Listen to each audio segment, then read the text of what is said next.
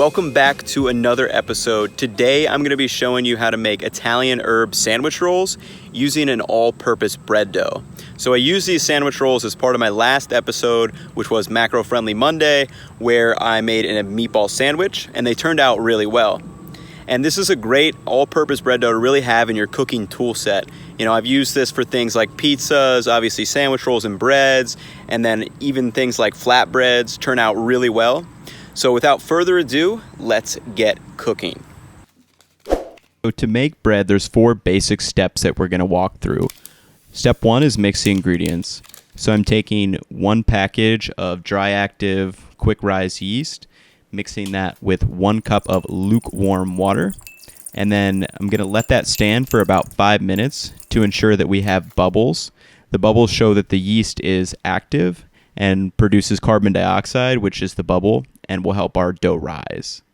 So continuing with our ingredients, I'm going to mix in the herbs. That's oregano and red pepper. Step's completely optional. You can add or omit anything you want. And then I'm going to start adding our flour.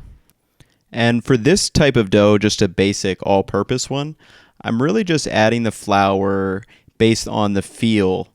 I'm not really saying I need to put 3 cups of flour in this. You know, I'm adding gradually, mixing, seeing where I'm at, then adding some more until I get the dough consistency I want, and I'll kind of tell you what I'm looking for. So obviously the first mix is clearly wet. I'm looking to get this into kind of a shaggy ball. And as the dough starts to pull away from the bowl, we know we're in pretty good shape. And then also one more step is make sure you add salt to the dough. You know, if you don't add salt to bread dough, it's not going to have any flavor. And that may have seemed like a lot of salt, but it's honestly not that much.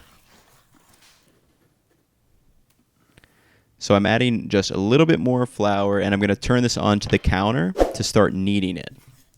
Kneading the dough is very important because this is really where we develop our gluten structure. And the gluten structure is what is going to allow our bread to rise. It basically creates almost like an elastic component, like a balloon, how it fills with air, but without that gluten structure, we can't get that. So all I'm doing for the kneading is I'm probably going to go for 5 or 10 minutes, and I'm making sure that the dough's not sticky anymore. So you can see it's still very sticky, so I'm going to work in some more flour. And as far as the method that I'm using immediate, I'm just kind of pushing it away from me, pulling it back to me, pushing it away from me, until I get a nice dough ball formed. And you can see it's not sticking to me anymore, and this is ready to ferment. So this is where the dough actually rises, and the yeast is going to feed on the dough sugars and produce carbon dioxide, leading to a nice airy dough. So what I'm doing is throwing in some oil on this, covering it with saran wrap, and then leaving that in the oven for about 1.5 to 2 hours until it's doubled in size, which you can see here. And you can see, look how airy this is compared to what we put in an hour and a half ago. And we've got these nice bubbles, and that's the gluten structure that is able to hold that air. So now I'm going to start shaping the dough into the sandwich rolls, and I'm going to cut it into 6 individual portions. You know, if you were making pizza, at this stage you could start putting on toppings. If you wanted to make a loaf of bread, you could use the whole thing and shape it into a loaf. If you wanted to make flatbreads, you could portion out pieces, roll them flat, and cook it in a cast iron. But for my case, since I wanted Italian herb rolls for that meatball sandwich, this is what I'm doing. So portioning these into 6 pieces and then kind of folding it onto itself into a ball.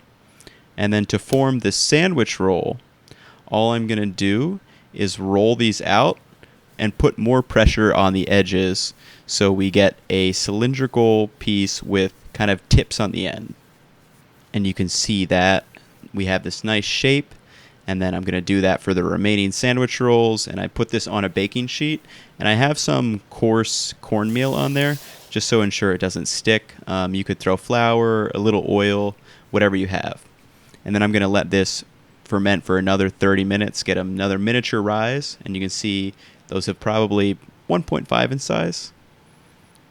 And then this part is very important. So I'm taking a razor blade and slicing slits into the dough. So this is going to allow the dough to rise in the oven, and you'll see it really pop up on that slit. So make sure you add this step when you're making these rolls.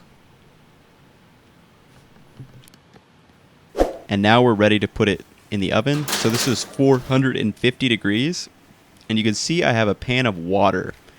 That water is going to provide steam and give us a nice crisp brown crust, which we can see here. This is 20 minutes later. And now we have these beautiful sandwich rolls, and actually take them off the pan and let them rest for about 20 minutes. It's probably going to be the hardest 20 minutes of your life. I understand that, but they will continue cooking while they're resting, and it gives you a better final product. So you can see we've got this nice crispy exterior, but this nice chewy and soft interior. And with those herbs in there, it smells so fragrant and good. And then also I'm going to throw the nutrition and price on screen. This is for a single roll. And for the first one I had, I literally broke that thing open and just started spreading butter on it and eating it. These are super, super tasty. You know, you can make sandwich rolls, pizzas, anything you want. So give them a try. And if you do, let me know. And as always, I will catch you in the next one.